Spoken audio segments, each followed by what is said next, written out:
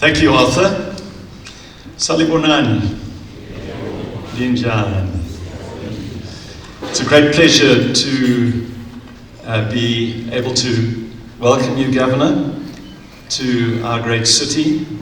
We greatly appreciate that you've taken the time to come down, to unpack your monetary statement. It is an issue which is very much on our minds within the business community, and certainly it is on our minds within the Bulawayo City Council. When Faith contacted me a few days ago, she initially asked me to be on the panel, and my response to her was, Faith, what I know about monetary policy, quite frankly, is dangerous. I'm a lawyer. I make no pretensions, no claims to be an economist or someone who understands the finer detail of monetary policy, and to that extent I felt wholly unqualified, and she very graciously took me off the panel and allowed me to make these opening remarks. I would like to make two short remarks. They're both practical. They don't deal with the nitty-gritty of monetary policy. The first is this. As we consider any currency in any country, what is a useful analogy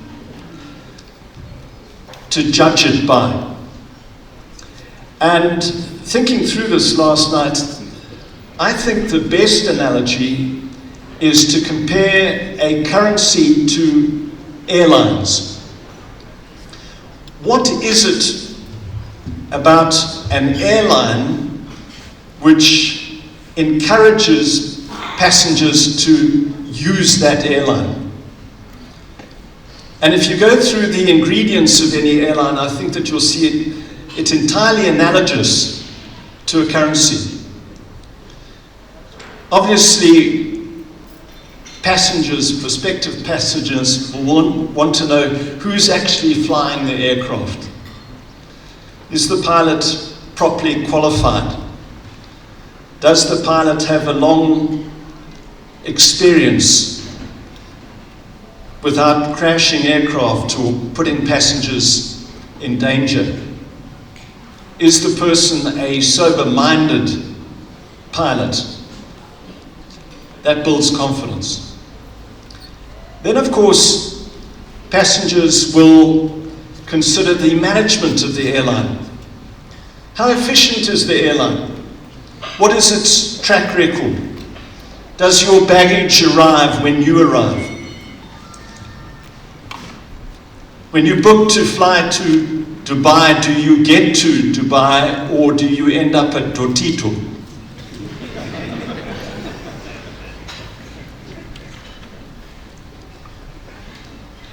And of course, passengers will consider the fleet of the airline. And let me say this with regard to today, that confidence in the fleet of an airline isn't simply built by an aircraft being new. Let's think of the recent tragic example of Ethiopian Airlines. It bought a new Boeing 737 MAX, along with other airlines. And unfortunately, that brand new aircraft plunged out of the sky. So confidence doesn't simply rely on the introduction of a new aircraft. I fly a lot, and I have to tell you that even now, I'm cautious about booking on any airline that flies the Boeing 737 MAX because of its checkered career. If you're following the fortunes of Boeing at present, you will see that one of Boeing's engineers just yesterday raised concerns about the design of the Boeing 787, their newest aircraft. The point I'm simply making, ladies and gentlemen, this morning is that there are comparisons to be made between the confidence that resides in any airline and the confidence that resides in any currency in any country. And it comes down to a single word: trust. That is the critical ingredient which differentiates between successful airlines and unsuccessful airlines. You will see that the successful airlines in the world are those where passengers have absolute trust in the pilots, in the management of the aircraft, in the maintenance of aircraft. And that is what sets apart airlines like Singapore Airlines and Emirates from much lesser known airlines. And let me say this: the trust is not built overnight. It sometimes takes years, decades to build trust in an airline. And it cannot be imposed. You can't impose trust in an airline on passengers. It is something inherent. And if you seek to impose trust, it won't work. Passengers will use another airline, or they may use a bus. They may even walk. The same applies to a currency. Now, continuing that analogy, in this modern world, for us to run effective cities and businesses, we need airlines. We need efficient airlines. And in like manner, we need a currency, a domestic currency. No one in their right mind, no rational person denies that.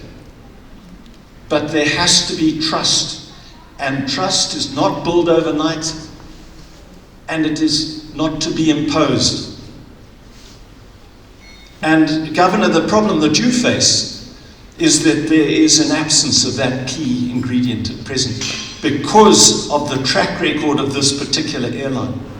Let me move to the second and final point, introductory point I wish to make, and I make that in the context of being the mayor of this great city. Because of government policy, our city has had to run its finances up until now using the Zimbabwe dollar. And Governor, I have to say, having been at the helm of the City Council for 6 months now, I can see the enormous difficulties that have been imposed on the City Council because of the track record.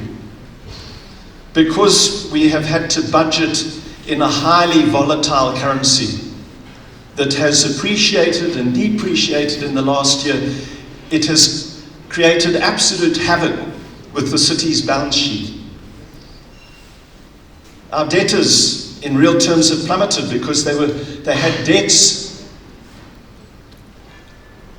in Zimbabwe dollars which have been diminished, and that's affected our balance sheet. We have low staff morale because our staff are paid in a currency that has fluctuated likewise, and which has very little purchasing power. And even in the context of our extreme water crisis that we face today, we have seen the massive problems that we have encountered as a result of the currency. Governor, may I use one example? It's a recent example. As you know, we have this water crisis. We need in the short term to rehabilitate pipelines and install new pumps so that we can draw on the money, on the water that we have in Caesar and Limchape's dams. And quite frankly, if we don't do this, the city is going to run out of water. Government allocated us $7 billion in January, Zimbabwe dollars, in January. The reality is that we found it enormously difficult, if not impossible, to spend that money effectively. Suppliers of pumps which are made externally use hard currency. The same with pipelines. We have tender procedures that we have to go through. These are lawful, these are right. But what we found is that with the currency, even though it had been transferred into our bank accounts, because we had to go through these processes, we found that by the time we could finally nail down contracts for pumps and pipelines, that the currency that we had in our account had greatly diminished, and so we had to go through the whole process again.